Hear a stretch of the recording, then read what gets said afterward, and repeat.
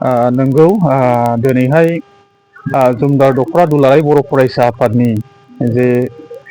खुंगा 8थि थान्दै जख'न्थाइ बियो मैयानिफ्राय जागायनानै दिनैहाय 6 डिसेम्बर बेवहाय जोंहा हाबाफारिया जोबगोन आरो मैया जोङो दख'रानि नैबे मावख'आवनो जे जोंनि थान्दै मेल बे थान्दै मेलखौ जोङो मैया बेलासिनिफ्राय जोङो खुंफुंनाय जाबाय आरो बेवहाय थान्दै बेखेवगिरि हिसाबै जोंहा मैया क'क्राझार जिल्ला दुलाराय बर' फरायसा आफादनि मानाव गेदेर आफादगिरि मुफ्ति के सैमारि सार बिथाङा बेवहाय बाहागो लाफैदों बा बेखेवनानै होलांदों आरो बेबायदिनो दिनैनि फुंबिलिनि हाबाफारि बायदियै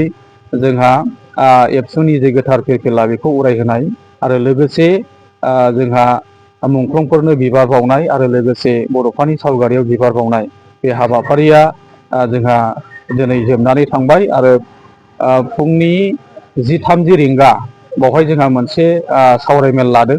बे सावरायमेलाव जोंहा आथिखालनि फरायसाफोरखौ लानानै जे जोंनि फरायसाफ्रा फरायनायजों लोगोसे बा गुन गोनां सोलोंथाइ लानायजों लोगोसे जोंहा जोंनि बर' हारिनि गोग्गो समाज दानायाव बिथांमोनहाबो साफा साफा बिबान लानांगौ बा बिफाव लानानै खामानि मावनांगौ। बिनि थाखाय जोङो मोनसे सावरायमेल लादों आरो बेवहाय क'क्राझार जिल्ला दुलाराय बर' फरायसा आफादनि मानगोनां गाहाय नेहाथारि बिथाङा बेखेवहैगोन हाबाफारिखौ गाहाय आलासि हिसाबै जोंहा मानगोनां मिरु दुलाराय बर' फरायसा आफादनि सोमदोन ब्रह्म सार बिथाङा बाहागो लाफैगोन आरो बेवहाय रिसार्च पार्सन हिसाबै जोंहा गसाइगाव बिएड कलेजनि मानाव गेदेर प्रिन्सिपाल डक्टर अजित बर' सारा बेवहाय बाहागो लाफैगोन। दा बेखायनो आङो बेवहाय गिबियै खावलायग्रोनो सानदों जोंहा बेवहाय जोंनि साफ्रोमबो दख'रानि दालाइसानि बिबानगिरिफ्रा थागोन लोगोसे जोंनि कलेजनि आरो लोगोसे जोंनि हाइ स्कुलनि जे फरायसाफोर बिथांमोनहा बाहागो लागोन। दा दिनैहाय नैबे फिरफिला उरायहोनायजों लोगोसे जेखिनि दुलाराय बर' फरायसा आफादनि संबिधानाव होखानाय बादि जोङो बोसोरफ्रामबो बे हाबाफारिखौ खुंबोयो आरो खुंबोनायजों लोगोसे जोङो बे डिलिगेटनि गेजेरजों बा बे थान्दै दख'न्थाइनि गेजेरजों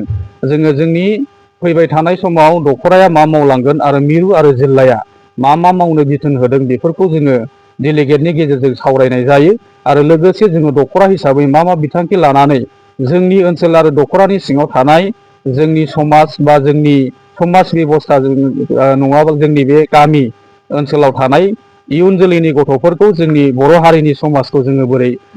जोङो दैदेनलांनो हागोन आरो साबसिनै खालामलांनो हागोन जोङो बिनि थाखाय थान्दै जख'न्थायाव बा थान्दै मेलाव जोङो सावरायनाय जायो। दा बेखायनो आङो नैबे ओरैनि जिखिनि हाबाफारि बे हाबाफारिनि गेजेरजों आङो बेखौनो खावलायहरनो सानदों जे जोंनि साफ्रोमबो फरायसा जोंनि साफ्रोमबो इयुथ बा लाइमोनफोर आरो जोंनि समाजनि साफ्रोमबो दैदेनगिरि बिथांमोनखौ जे दख'रा बा दुलाराय बर' फरायसा आफादा जिखिनि थान्दै मेलनि गेजेरजों थांखि बा बिथांखि आजावनानै खामानि मावनो बा हाबाफारि मावनो थाखाय जिखिनि थांखि लायो बेखौ जाहाथे साफ्रोमबो मदद होगोन आं बेखौनो सासे जुमदुरार दख'रा दुलाराय बर' फरायसा आफादनि जानानै आङो साफ्रोमनिसिमबो बेखौ मिथिहरहोबाय बा खावलायहरनाय थाबाय।